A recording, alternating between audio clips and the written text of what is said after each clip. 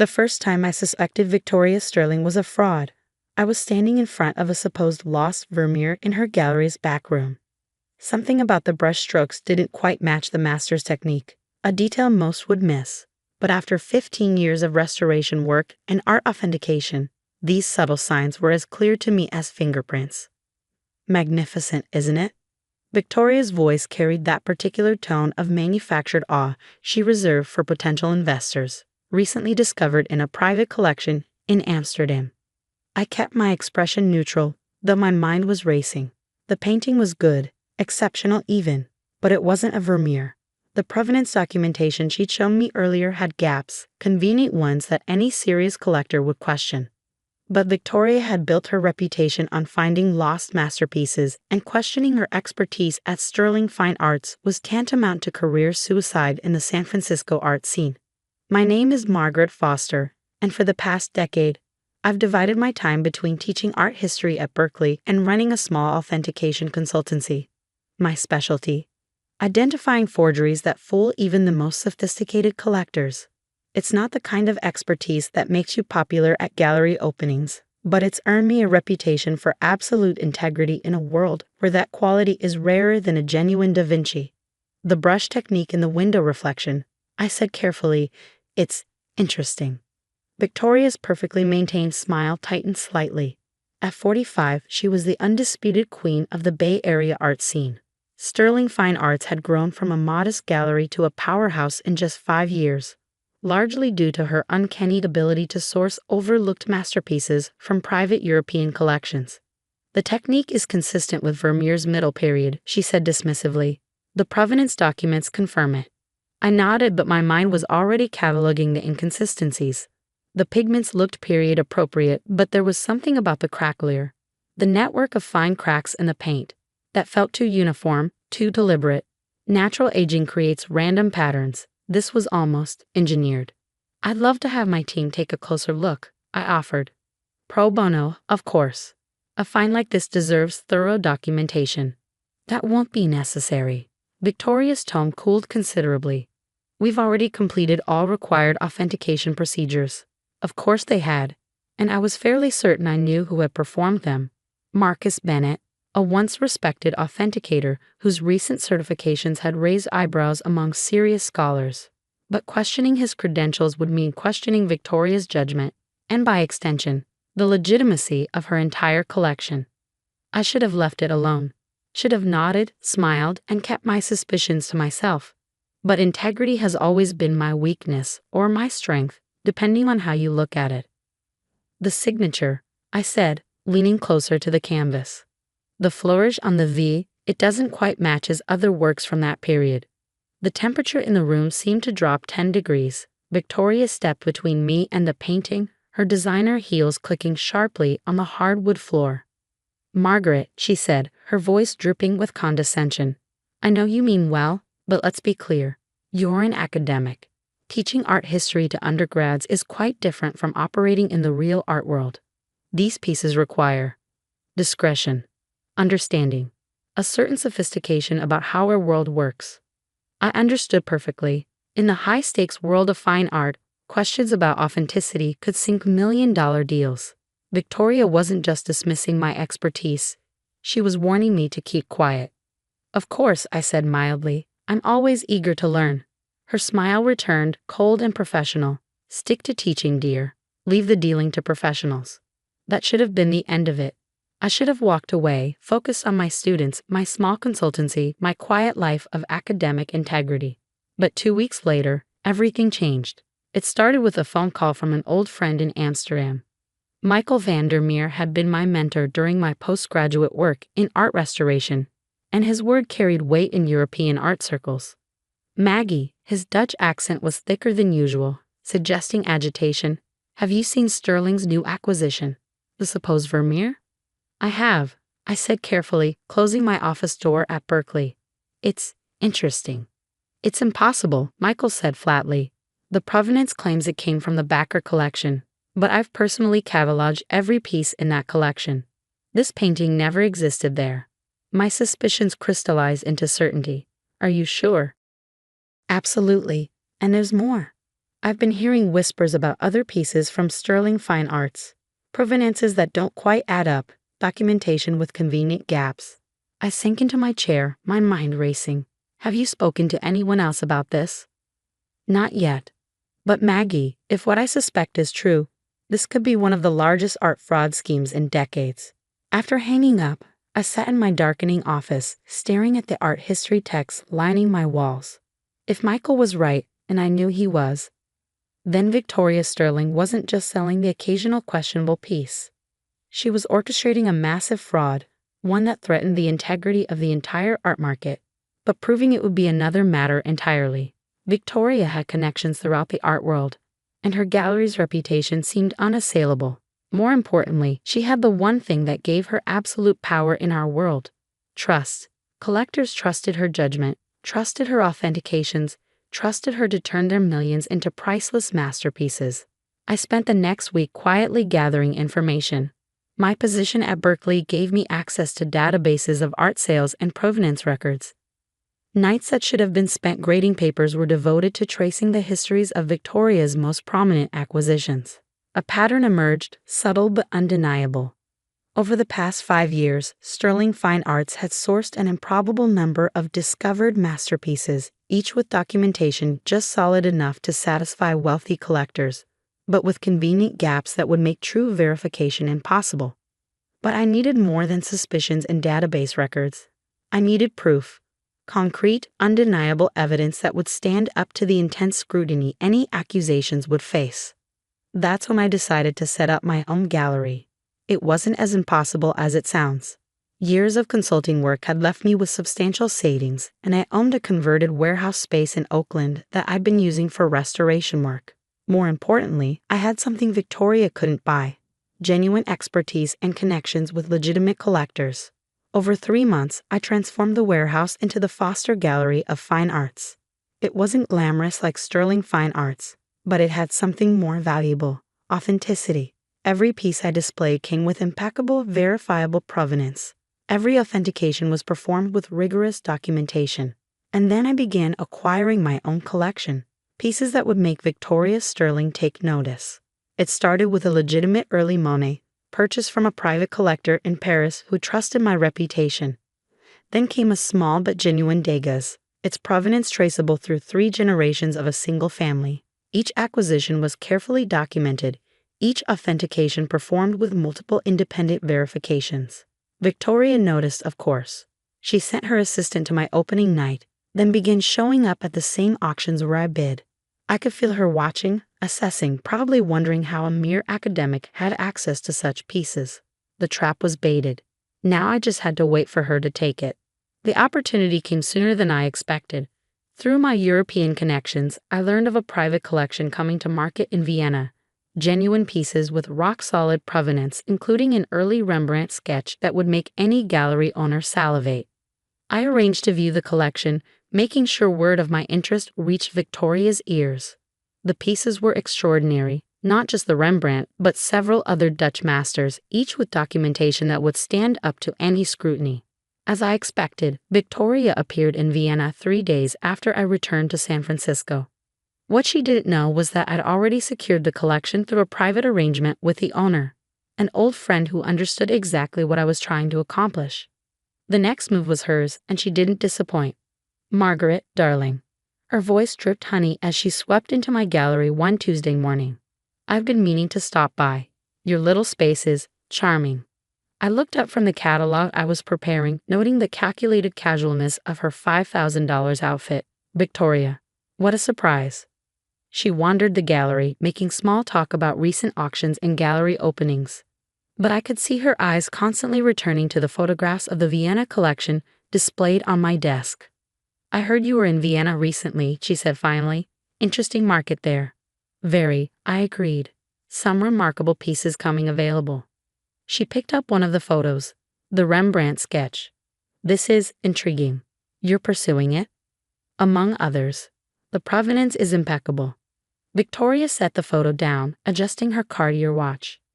"You know, Margaret, running a serious gallery requires more than just good taste. It requires capital, connections, experience in handling major acquisitions. And there it was, the opening I'd been waiting for. Are you suggesting something specific, Victoria? She smiled, all business now. A partnership of sorts. Sterling Fine Arts has the resources to handle acquisitions of this caliber. Your academic background could be valuable in our authentication process. And of course, you'd be well compensated. I let the silence stretch, pretending to consider it. The Vienna collection would be part of this arrangement. Naturally, along with your other recent acquisitions. Sterling Fine Arts would assume all financial responsibility, of course.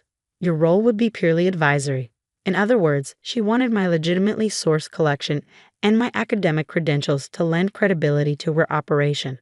The pieces clicked into place. She wasn't just running a fraud scheme. She was building a facade of legitimacy to make her forgeries harder to detect. I'd need time to consider it, I said carefully. These pieces represent years of work. Of course, she stood, smoothing her silk blazer. But don't take too long. Opportunities like this are rare in our world. The threat was subtle but clear. Join her or become her competition. In the art world, the latter rarely ended well. After she left, I sat in my gallery surrounded by genuine masterpieces, each representing years of careful study and honest dealing. Victoria thought she was springing a trap, but she didn't realize she was walking into one herself. That evening, I made 2 phone calls. The first was to Michael in Amsterdam, confirming that our network of authenticators was ready. The second was to my lawyer, ensuring all documentation of my collection's provenance was ironclad. The next morning, I called Victoria and accepted her offer. What followed was a whirlwind of contracts and negotiations. Victoria's lawyers were thorough, ensuring Sterling Fine Arts would have complete control over my collection and gallery operations. I signed everything without argument, watching as she systematically absorbed my legitimate acquisitions into her operation. Within a week, my carefully curated collection was moved to Sterling Fine Arts. Victoria wasted no time announcing a major exhibition, featuring the Vienna collection as its centerpiece. The art world buzzed with excitement. These were pieces that hadn't been seen publicly in generations. The opening was scheduled for the following month. Victoria spared no expense, inviting collectors, critics, and museum curators from around the world. My role was carefully scripted. I would be presented as Sterling Fine Arts' new academic consultant, lending my credentials to Victoria's already sterling reputation. The trap was set. All that remained was to spring it. The night before the opening, I sat in my empty gallery, looking at the bare walls where genuine masterpieces had hung. My phone buzzed. A message from Michael. Authentication team ready. Documentation complete. I smiled, thinking of Victoria preparing for her triumph, unaware that tomorrow would bring a very different kind of revelation. She'd built her empire on lies. Using my collection as the foundation of legitimacy, she needed to sell her forgeries. But she'd forgotten the first rule of art authentication. The truth always leaves a trace, if you know where to look. Tomorrow, the art world would discover exactly who the real professionals were. The morning of the exhibition, I arrived at Sterling Fine Arts 2 hours before the scheduled opening. Victoria's gallery had been transformed into a showcase of opulence, track lighting perfectly positioned, champagne flutes gleaming, and security guards stationed at strategic points. The irony of protecting forged masterpieces with state-of-the-art security wasn't lost on me. Margaret, Victoria's voice carried across the gallery. I need you to review the catalog one last time. We can't have any academic inaccuracies. I accepted the glossy catalog, admiring the professional layout. My legitimate pieces were prominently featured, their impeccable provenances detailed with Victoria's typical thoroughness. But mixed among them were her discoveries, the questionable Vermeer, 3 suspicious Van Goghs, and several other pieces that had raised eyebrows in serious art circles. Everything looks perfect, I said, returning the catalog. The authentication documentation is particularly impressive. Victoria's smile flickered slightly. Was that uncertainty I detected?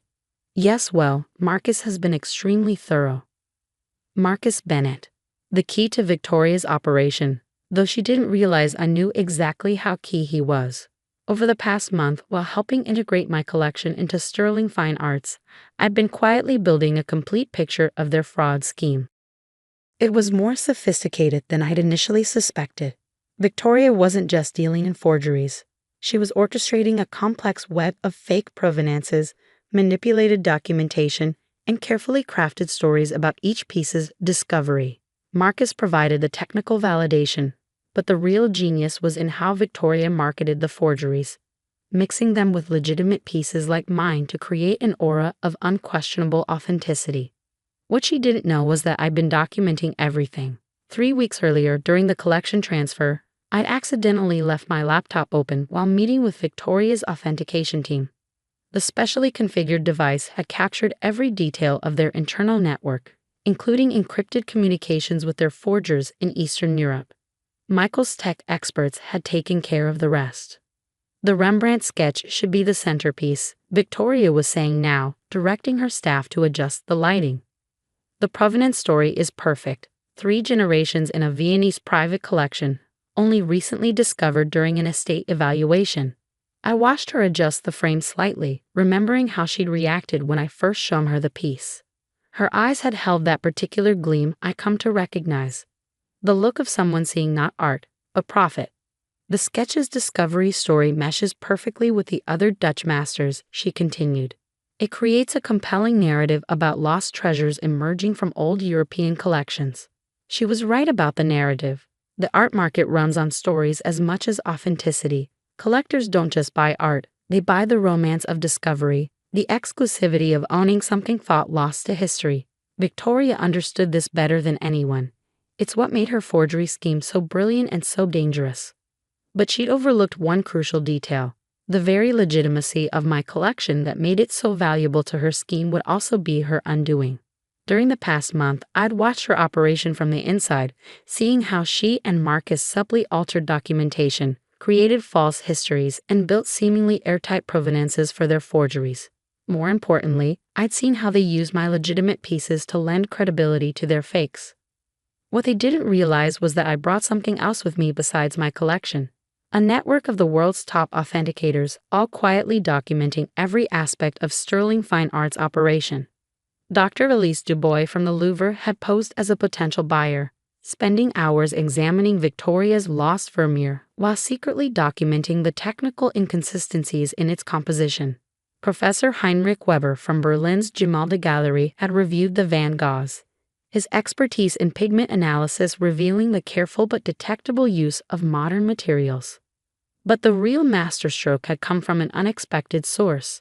2 weeks ago, I'd received a call from Thomas Wright, a former student of mine who now worked in digital forensics. He'd found something fascinating in sterling fine arts financial records, a pattern of payments to a small art restoration company in Prague, amounts far too large for legitimate restoration work. The payments correspond exactly with the dates of Victoria's major discoveries, Thomas had explained. And here's the interesting part, the company doesn't actually exist. It's a front for a known forgery operation. I'd added his findings to the growing file of evidence, each piece carefully documented and verified. The authentication reports were damning, but it was the financial trail that would make the case unassailable. Now, watching Victoria direct the final preparations for her grandest exhibition yet, I thought about the other preparations taking place behind the scenes. Michael had arrived from Amsterdam last night, bringing with him a team of experts equipped with the latest authentication technology. They were setting up in a nearby hotel, ready to move the moment the exhibition opened. Margaret? Victoria's voice pulled me from my thoughts. The collectors will be arriving soon. I need you to be prepared to discuss the academic significance of these pieces. Your educational background lends weight to their importance. I smiled, appreciating the irony. Of course, I've prepared detailed notes on each piece's historical context. Excellent. She paused, studying me with those calculating eyes. You know, Margaret, I had my doubts about bringing you in. Academics can be so rigid in their thinking, but you've shown a remarkable ability to adapt to the realities of our business. The realities of our business. Such an elegant euphemism for fraud. I've learned a lot from you, Victoria, I said truthfully. She nodded, satisfied. The art world requires a certain flexibility. Not everything fits into neat academic categories. Sometimes the story of a piece is as important as its provenance. Speaking of stories, I said carefully, I've invited a few colleagues from Europe. Their perspective on the Dutch masters could be valuable. European academics? Victoria's smile tightened slightly. That wasn't necessary. Marcus has already completed all required authentications. Of course, I said smoothly, but their presence adds scholarly credibility to the exhibition. After all, these pieces represent significant art historical discoveries. She couldn't argue without revealing her concern. Instead, she nodded curtly and moved away to supervise the champagne arrangement. I checked my phone. A message from Michael. Team in position. All equipment calibrated. Documentation teams ready. The next few hours passed in a blur of final preparations. I watched Victoria working the room, her confidence growing as everything fell into place. The gallery looked perfect, each piece positioned to tell its carefully crafted story of discovery and exclusivity. At 6:45 p.m., 15 minutes before the opening, Victoria gathered her staff for final instructions. I stood at the back, observing as she detailed how each major piece should be presented to collectors. Remember, she concluded, these works represent some of the most significant discoveries in recent art history. Their provenances are impeccable, their authentications beyond question. Tonight, Sterling Fine Art cements its position as the premier source for important historical works. The staff dispersed to their positions. Victoria turned to me, her expression triumphant. Ready for your academic debut in the real art world? I met her gaze steadily. Absolutely. I think tonight will be quite educational for everyone. She nodded, missing the double meaning in my words. The first guest will be arriving soon. Remember, focus on the historical significance. Leave the provenance discussions to me. As she walked away, I sent a final text to Michael. Opening in 15 minutes. Begin authentication protocols. The trap was set. Victoria had spent a month integrating my legitimate collection into her operation, using my academic credentials to bolster her credibility. Now those same credentials would help expose the truth about her discoveries. I watched the security team do their final sweep, thinking about the other teams preparing to move. In less than an hour, some of the world's top authenticators would begin systematically documenting every flaw, every inconsistency, every piece of evidence that would bring down Sterling Fine Arts. Victoria had built her empire on beautiful lies, using my legitimate pieces as cover for her forgeries. But she'd forgotten something crucial about art. The truth isn't just in the documentation or the provenance. It's in the brushstrokes, the pigments, the thousand tiny details that no forger, no matter how skilled, can perfectly replicate. Through the gallery's windows, I could see cars beginning to arrive. Collectors, critics, museum curators, all eager to see Victoria's latest discoveries. They would see something remarkable tonight, but not quite what they expected. I straightened my jacket and checked my phone one last time. Everything was in place. In a few hours, the art world would learn the truth about Sterling Fine Art's magnificent collection. Victoria appeared beside me, practically glowing with anticipated triumph. Shall we? She gestured toward the door.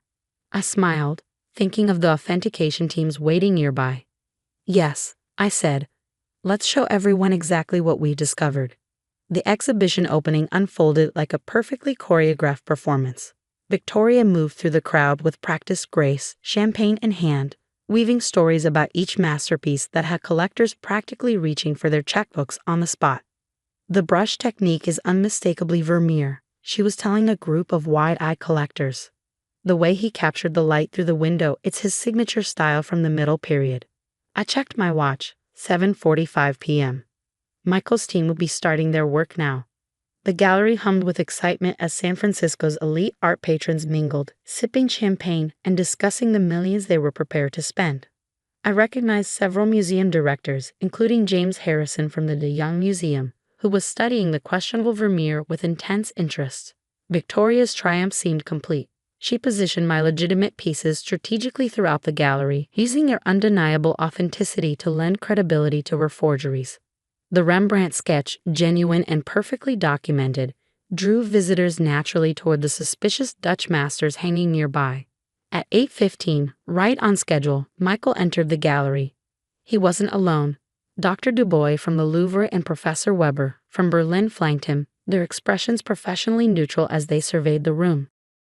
Victoria's smile flickered slightly when she saw them.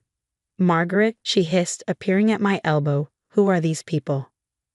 Distinguished colleagues, I said calmly. They were very interested in your Dutch master's collection. Before she could respond, Michael approached, extending his hand. Miss Sterling? Michael van der Meer, Dutch National Art Archives. Your collection is fascinating. Victoria recovered quickly, but I caught the flash of panic in her eyes. How wonderful to have European expertise here tonight, though I assure you, all pieces have been thoroughly authenticated. Yes. Dr. Dubois joined in, her French accent precise. By Marcus Bennett, I believe. A rather interesting choice for Dutch masters. The trap was closing. Victoria maintained her composure, but I could see her mind racing, calculating risks and possibilities. Perhaps, Michael suggested, we could discuss the technical details of the authentication process, particularly for the Vermeer. The provenance documentation mentioned the Backer collection. Victoria's face paled slightly. She knew as well as I did that Michael had personally catalogued that collection. I'm afraid the detailed documentation is at our secure facility, she said smoothly, but I'd be happy to arrange a private viewing. No need. Dr. Dubois interrupted, removing a tablet from her bag. We've already completed our preliminary analysis. The next hour was a masterpiece of professional demolition. As collectors watched in growing shock, the team of experts systematically exposed the truth about Victoria's prized discoveries. Dr. Dubois projected microscopic images of the Vermeer's paint layers, revealing pigments that didn't exist in the 17th century. Professor Weber demonstrated how the cracklier pattern had been artificially induced. Michael presented documentation proving the impossibility of the provenance stories Victoria had crafted. This isn't just a single forgery, Michael explained to the stunned audience. It's a systematic fraud operation using legitimate pieces to mask an extensive forgery network. Victoria stood frozen, her perfect composure cracking as her empire crumbled around her. When Thomas Wright arrived with the financial documentation linking Sterling Fine Arts to the Prague forgery operation, she finally broke. You, she turned to me, rage replacing her usual polish. You planned this? All of it? No, Victoria, I said quietly. You planned this the moment you decided to steal my collection and use it to legitimize your forgeries. The gallery erupted in chaos. Collectors who had spent millions on Victoria's discoveries demanded explanations. Museum directors who had authenticated pieces for their institutions pulled out phones, making urgent calls. Security guards looked uncertainly between Victoria and the exit. The legitimate pieces, James Harrison from the De Young asked, "How can we distinguish?" Every piece from my collection, I said clearly, has complete, verifiable documentation. I prepared a detailed catalog. Victoria laughed suddenly, a harsh sound that cut through the commotion. You self-righteous academic. You think exposing this changes anything? Art is about stories, about making people believe. I sold them what they wanted to believe. No, I corrected her. You sold them lies. Art is about truth, in every brush stroke, every pigment, every detail that true masters left behind. That's what you never understood. The police arrived at 9:30. Victoria maintained her dignity as they led her away. But Marcus Bennett broke immediately, confirming every detail of the operation. The Prague connection, the forged documentation, the elaborate scheme to mix forgeries with legitimate pieces, it was all exposed. In the aftermath, my phone didn't stop ringing. Museums worldwide wanted my authentication services. Collectors begged for help evaluating their purchases. The art world was in upheaval, and somehow I'd become its voice of integrity. 1 week after the exhibition, I sat in my restored gallery space in Oakland, surrounded by my legitimate collection, returned by court order from Sterling Fine Arts. Michael had flown back to Amsterdam, but not before helping me establish new authentication protocols that would become the industry standard. You've changed things, he told me before leaving. The art world needed this wake-up call. Looking at my collection now, I thought about Victoria's words about stories and belief. She wasn't entirely wrong. Art does tell stories. But the true masterpieces, the ones that survive centuries, tell stories of authenticity, of human genius and creativity. The media called it the Sterling Scandal, but its impact went far beyond one fraudulent gallery. The incident sparked a revolution in art authentication, leading to stricter protocols and more transparent documentation requirements. My authentication consultancy became the gold standard, trusted by museums and collectors worldwide. Victoria faced multiple federal charges for fraud and money laundering. The trial made headlines, exposing the dark underbelly of the art world. Marcus Bennett turned state's evidence, revealing a network of forgery operations that reached across Europe. But the real victory wasn't about punishment or revenge. It was about protecting the integrity of art itself, the genuine masterpieces that human creativity has produced across centuries. 6 months later, I received an unexpected letter. It was from Victoria, writing from federal prison. "You were right," she wrote, "about all of it. I forgot that real art carries truth in every stroke. Perhaps that's why your collection always outshone my forgeries. Authenticity has a quality that can't be faked." I folded the letter and looked at the Rembrandt sketch hanging on my wall, the genuine one that had helped expose the fraud. In the master's confident lines, I could see the truth that Victoria had never understood. Real art doesn't need elaborate stories or false provenances. Its authenticity speaks through centuries, carrying the unmistakable mark of genuine human creativity. My gallery flourished, but not in the way Victoria's had. Instead of chasing profits through deception, I built a reputation for absolute integrity. Young artists and collectors sought my guidance, learning to recognize the difference between true masterpieces and beautiful lies. The art world changed too. The Sterling scandal led to the creation of an international authentication database, making it harder for forgers to operate. Museums implemented stricter verification protocols, and collectors learned to value provenance over sensational discovery stories. Sometimes, late at night in my gallery, I think about Victoria and the choice she made to value profit over authenticity. In the end, her greatest forgery wasn't the fake Vermeer or the suspicious Van Goghs, it was the lie she told herself about what art really means. As for me, I returned to teaching at Berkeley, but with a new course added to my schedule: Authentication and Integrity in the Art World.